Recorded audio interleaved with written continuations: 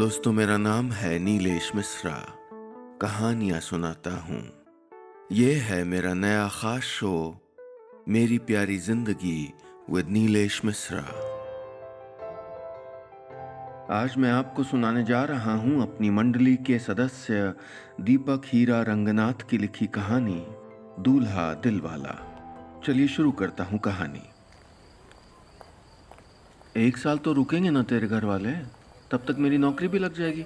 अब तो आखिरी साल बचा है कॉलेज का। वैसे भी उनको मेरे जैसे दिल वाला दूल्हा कहाँ मिलेगा। अमर ने अपने बैग से नोट्स निकाले और श्यामल के हाथ पर रख दिए। दोनों रोज इसी नीम की ठंडी छांव में मिलते थे, सबसे छुपकर, सबसे बचकर। छोटे कस्बों की प्रेम कहानियां ऐसे ही पनपती हैं। उनको शहरों जैसे खुलेआम हाथ थाम कर चलने की आजादी कहाँ होती है। वो सब तुम मुझ पे छोड़ दो, उनको मैं मना लूंगी। बीनापुर के स्कूल में मास्टर बन जाओ बस तुम, फिर तो मैं खुश हूँ। श्यामल ने नजरें झुकाते हुए जवाब दिया। तुम दोनों का हो गया हो तो चलें, मैं गन्ने खा खा के बोर हो गई हूँ। श्यामल की दोस्त नीतू नीम के पीछे वाले गन्ने के खेत से निकलकर इन दोनों के सामने आके बैठ गई। तू भी ढूंढ लेना अपने लिए कोई, वो देख वहां भी एक नीम का पेड़ है, तुम दोनों वहां बैठ जाना। अमर ने उसको छेड़ते हुए कहा। ना बाबा, लड़कों पे तो मुझको जरा भरोसा नहीं है। नीतू ने श्यामल को कोहनी मारी और धीरे से फुसफुसाई। पूछना पूछना इससे। श्यामल थोड़ा हिचकिचाई, फिर बोली, तुम तुम सब लड़के शाम को कहीं बाहर जा रहे हो क्या? अमर के चेहरे की रंगत उड़ गई। हाँ, वो हाईवे पे ढाबा है, वहाँ पार्टी है हमारी। क्यों क्यों पूछ रहे हो? कैसी पार्टी? श्यामल ने ज़रा सख्ती से पूछा। पार्टी कैसी होती है भाई, खाना वाना होगा और क्या। अमर ज़रा सा चिढ़ गया था। बस खाना होगा और पीना नहीं? ज़रा नाम तो बताओ इस ढाबे का, श्यामल ने गुस्से में पूछा। अमर ने डरते डरते जवाब दिया, चांदनी बार। लेकिन ऐसा कुछ नहीं जैसा तुम। मैं जा रही हूँ, रखो अपने नोट्स। श्यामल ने अपने नोट्स वहीं पटक दिए और नीतू के साथ निकल गई। अमर बड़ी देर तक वहीं खड़ा सोच में डूबा रहा। दोपहर की धूप तेज हो रही थी। अमर लाखन सिंह की दुकान से दही जलेबी बंधवाकर अपनी साइकिल दौड़ाता हुआ सीधे श्यामल के घर जा पहुंचा। उसने आंगन की दीवार से साइकिल टिकाई और आवाज लगाई। मौसी, ओ मौसी। कौन? अमर, अंदर आओ बेटा, कितनी धूप पड़ रही है, जरा छाछ पानी लो।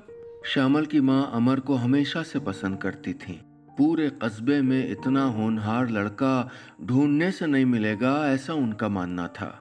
ये बात अलग है कि उनको श्यामल और अमर के बारे में रत्ती भर भी खबर नहीं थी।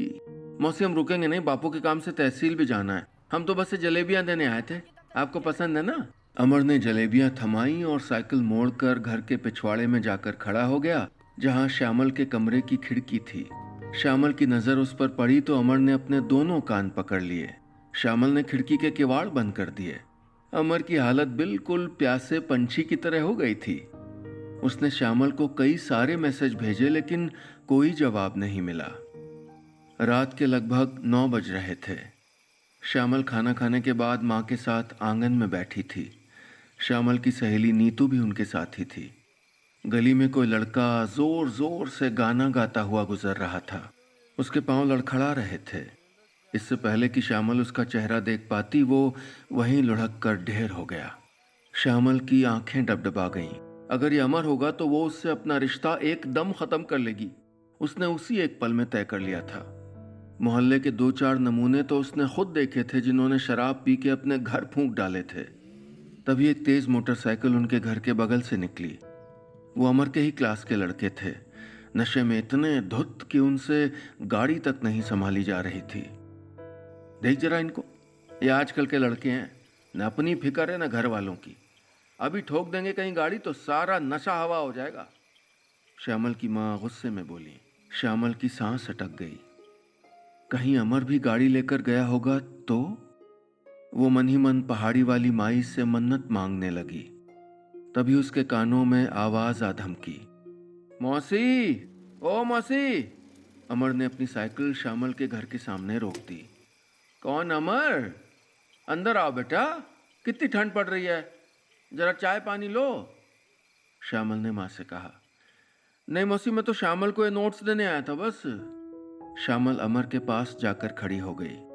इससे पहले कि वो कुछ कहती, अमर ही बोलने लगा।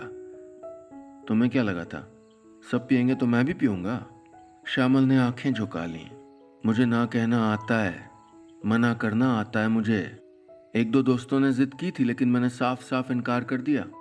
मुझे मेरी सेहत प्यारी है भाई, और मेरा दिल भी, तुम भी। अमर ने नोट्स देते हुए श्यामल का हाथ थाम लिया। उसे एक पल में श्यामल ने जैसे अपनी जान अमर पर न्यौछावर कर दी। नीतू ने छेड़ा तो श्यामल मुस्कुरा के बोली, मेरा दूल्हा दिलवाला।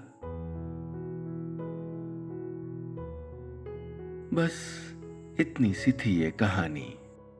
दोस्तों, ये थी मेरी मंडली के सदस्य दीपक हीरा रंगनाथ की लिखी कहानी दूल्हा दिलवाला। क्या आप भी ऐसे किसी दिल वाले को जानते हैं? मेरे साथ कोई किस्सा शेयर करिए नीचे कमेंट्स में।